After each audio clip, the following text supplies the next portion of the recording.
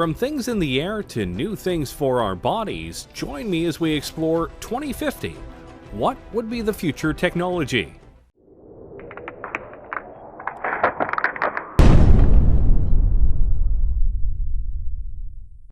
We are in the year 2020, and if we're being honest with ourselves, technology is incredibly advanced, and we're making strides that can push things even farther. We have cars that are much safer than they've been in the past decade, and we're even making fully electric cars that can help save the planet. There are even plans for self-driving cars and even self-driving Ubers that make the future of transportation very exciting. And that's just one technology that we're growing at a fast rate. What about all the others that are out there? What will technology be as we get closer and closer to 2050? Let's start with one that well and truly could happen very soon: drones. Wait a minute, drones are already here.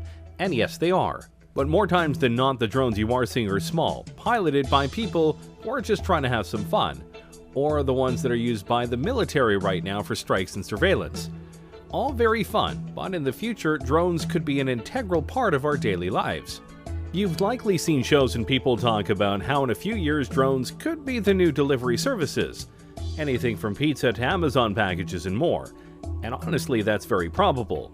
Drones right now can be incredibly sophisticated, and some TV shows actually use them for sweeping and aerial shots as they film. It's very cool, but to do deliveries, they'd have to be a little bit more programmed, as human error no doubt would be a very big buzzkill. Not that it's impossible right now, it's more of a question of numbers, logistics, costs, and making sure that the deliveries themselves are done in a methodical and careful manner. After all, it's bad enough when delivery people don't care enough about our packages and they just throw them onto the porch and potentially break stuff. The last thing we need is that to happen with drones. But by 2050, we may not only have drones delivering our packages, we might be looking up at the sky and seeing drones flying all over with incredible speeds and accuracy. And they potentially could be all run by AI. The potential is there, and by that point, various upgrades to drones and their programming will no doubt make them all the more efficient, durable, and quick. And potentially, they could go beyond basic deliveries for people and do emergency work. Imagine a drone taking a vital piece of medical material to a hospital to ensure it doesn't get stuck in traffic, or helping watch over an important convoy to let people know on the ground if there's trouble. There are many ways that drones could affect our world. The only question is, will we let them by 2050? Let's keep going with transportation, shall we? Right now, one of the biggest ways to get around the countries we live in are trains. Trains ferry people and all sorts of cargo around in an efficient and reliable manner, which is why they've been in use for hundreds of years. But if we're being honest here, while trains are efficient and reliable in certain ways, they aren't exactly fast, especially when it comes to passenger and freight trains. They can take a long time to get to their destination, and at times, it's more logical to take other modes of transportation, which is why companies are making special kinds of trains that can go much faster. You know of the magnetic trains of Japan, no doubt, but others like the Virgin Hyperloop are trying to push things even farther. Passengers or cargo are loaded into the Hyperloop vehicle and accelerate gradually via electric propulsion through a low-pressure tube. The vehicle floats above the track using magnetic levitation and glides at airline speeds for long distances due to ultra-low aerodynamic drag. Science fiction? Hardly. In fact, the first vehicle of the Hyperloop has already been tested and proven, and some larger tests are being scheduled for the next few years. And if this works, traveling across the country will be much faster. How much faster? The Hyperloop aims to send people shooting across the tubes that they make at a rate of about 600 miles per hour. Which means if they were able to do this across the entire United States from east to west, or vice versa, you could travel across the whole country in about 5 hours, give or take. Considering it would take much longer for a regular train ride or car ride, that's a big improvement. And they're planning to do this with not just people but cargo. Imagine being able to ship something in the morning on the west coast to the east coast and know it will get there before the day ends. That is quite impressive. Plus, the tubes would be built underground as to not disturb wildlife, and they will go and make it in a way where there are no carbon emissions. So they're fast, they're reliable, and they won't harm the planet. Seems like a win all around. Of course, you do have to wonder what it would be like to be on a 600-mile-per-hour train thing, but hey, we'll just find out soon. And by 2050, this could be one of the main modes of transportation around the world. Before we show off even more technologies we could have by 2050, be sure to like the video and subscribe to the channel. That way you don't miss any of our weekly videos. Okay, we've had some fun ones, but now let's go deeper down the rabbit hole and talk about the ones we all fear. AI. Yep, artificial intelligence. And no matter what way you look at it, people are seriously trying to make it happen, and make it happen soon.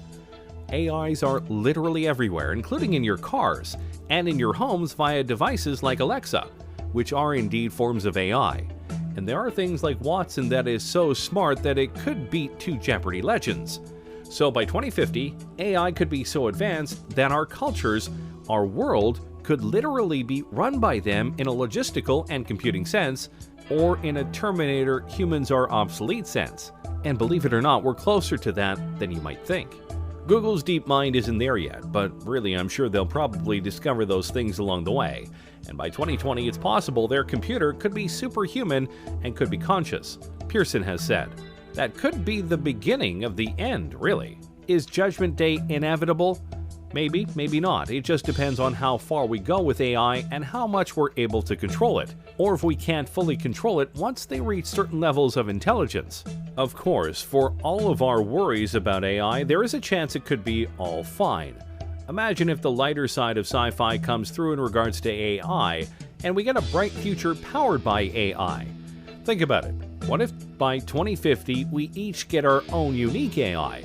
We could customize how they sound, how they look, and basically have a BFF that'll help us out in life in various ways. Remind us of things like Alexa, guide us in homework and fields of study, be a being that we can bounce ideas off of, etc. If that form of AI came through, then by 2050 we could live in a utopia where AI helps us be better.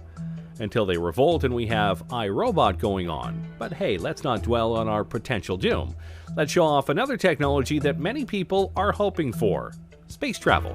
Yeah, when you think about the decade we're in right now, the 2020s, the biggest goal of the world by far is to get to Mars, and possibly beyond it.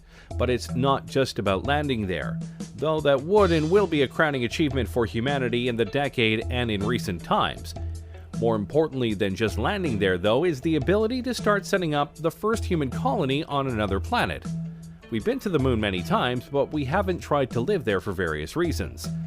Mars seems to be the place where many feel we can go in order to live amongst the stars, and many speculate that by 2030 at the latest, barring setbacks, accidents, and other things obviously, we could not only be colonizing Mars but having regular shuttles go there so that people can see the red planet for themselves.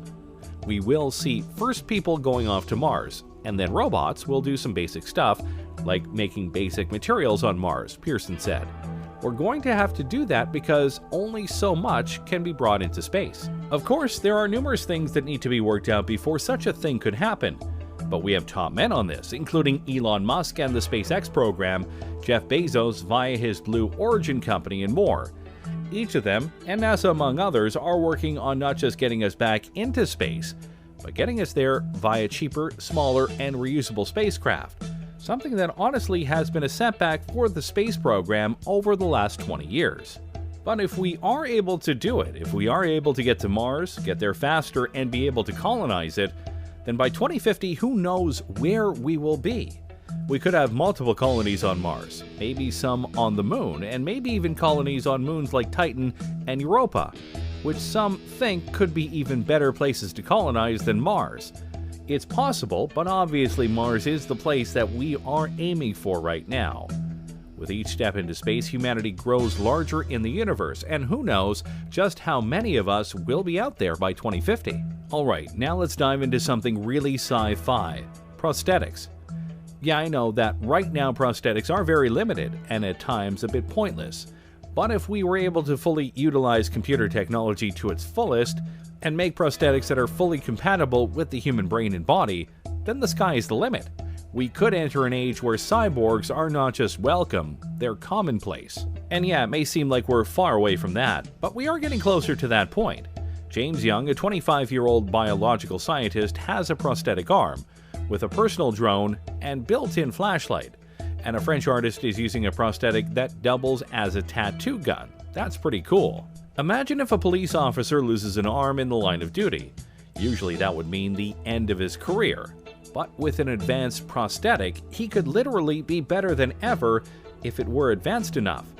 The biggest problem with these fake limbs is that most of them are plastic, meant to convey that the arm or leg is still there, and thus still usable. The bridge to cybernetic implants lies in the brain, being able to use the computer tech to sync with the brain and give accurate commands. We haven't fully bridged that gap yet, but when we do, dang, life is going to get a lot more interesting. And don't forget, these prosthetics could be used in many ways other than helping people with lost limbs. They could be put onto other objects, or potentially even be worn as exoskeletons when needed. Think of it like Jax from Mortal Kombat. Some people could even ask for implants to be put into their arms or legs to give them an extra boost, like TJ Combo from Killer Instinct. 1. I like video games, and they have plenty of cybernetic people. The point is, by 2050, if these things are made, a lot of people won't feel broken or weak anymore because they've lost limbs or the abilities of their arms or legs. They'll be whole again, and be able to do things just like they were before, if not better. And that's a future we should definitely be trying to live for. Now let's go to something a bit more unique. Look at yourself right now. Specifically, look at the clothes you are wearing right now. What are they made of? What do they feel like? What do they look like? Of all of these answers, I bet none of them are, they look like they could give me superpowers, because they can't. Not yet, anyway. Think about it like this. What if the clothes you are wearing right now felt the same, looked the same, but could do more? With the growth of nanotechnology, your clothes could potentially be embodied with various materials or technologies that help you improve your strength, durability, and more. For example, what if you had a shirt on that was light as a feather, but could absorb impacts and leave you with no injuries? That would be pretty impressive and important, especially in this age of gun violence we live in. Or what if the uniforms of firefighters made them completely heat-resistant and burn-proof, further ensuring that they are able to do their jobs without much risk to their lives? The technologies that we can put into clothes is out there, and some people are working on it right now, both in terms of multiple functions, but also cosmetic appeal. Imagine if by 2050 we have the ability to craft whatever kinds of clothes we want, and even select what kind of abilities they have. Imagine you wear a special kind of top that has a special pattern on it, and when you press a button or say a keyword, that pattern unfolds and suddenly you have wings on your outfit. Wouldn't that be cool? If done right, this could be the newest wave of fashion and style in the future. See, the future is hip. I'm sure that last one left you drooling, so let's temper your expectations and talk about school. Yes, it sucks, and learning can be a chore, but in the future it may be a lot more interactive. Over the last decade or so, computers in schools have been a must-have for various courses. But if the advent of virtual reality simulations come through as many expect them to, it could lead to all sorts of innovations in the classrooms that could help kids with what's going on.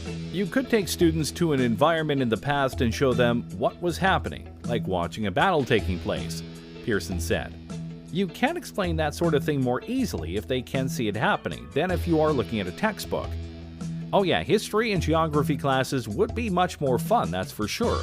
Or imagine an audiobook, but instead of just an audio, you could see the characters coming to life before your eyes, and you watch them interact with others. Heck, school plays could have projected environments to make things seem more real. And of course, you could have virtual tutors to help you with problems that the teachers aren't able to help with.